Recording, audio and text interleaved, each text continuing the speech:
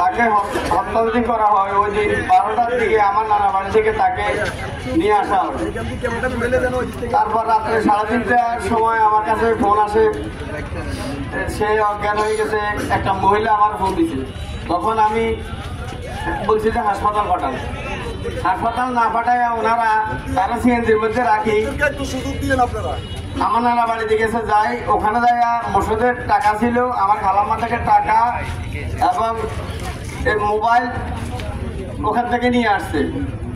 এরপর চৌরাস্তা ওয়ার্কশপ, মোহসেন ভাইয়ের ওয়ার্কশপ থেকে তার উন্ডা মোটরসাইকেল যেটা ওটা নিয়ে তারা নিয়ে গেছে এবং তারা হাসপাতালে না নিয়ে তারা সিএনজির মধ্যে রাখি তারা এগুলা লুট করা চলছে। পরের দিন সকালবেলা আমাদের বাড়িতে 2টা ওয়াটারপ্রুফ স্যামসাং সেট এটা নিয়ে আমাদের বাড়িতে গেছে। আমি সেটগুলো রাখি নাই, নিচে ফিরবো স্পেলে। এবার এটা রাখি নাই, না রাখার পরে ওটা নিয়ে চলে আসছে। এখানে পুলিশ তাদের আগ থেকে প্ল্যান করা ছিল।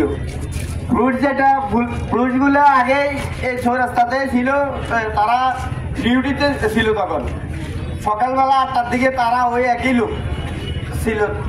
আমরা লাশ পাইছি তারে মহিলা নেত্রীর ঘরে,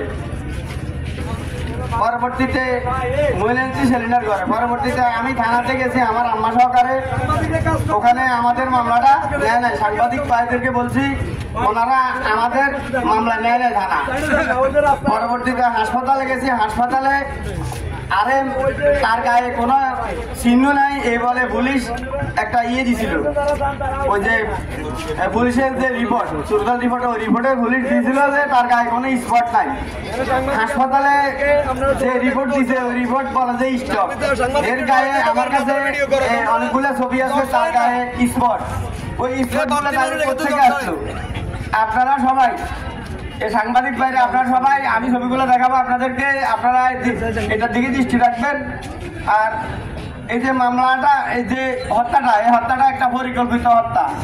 এই ধরনের মৃত্যু এই ইউনিয়ন আর কখনো হয় নাই, আর সামনে যেন না হয় সেই জন্য আপনারা সহযোগিতা করবেন। আমি মোর্শেদ হত্যার বিচার চাই, প্রকৃত খুনিদের আইনের আওতা আনে শাস্তি কামনা করছি। আসসালামু আলাইকুম।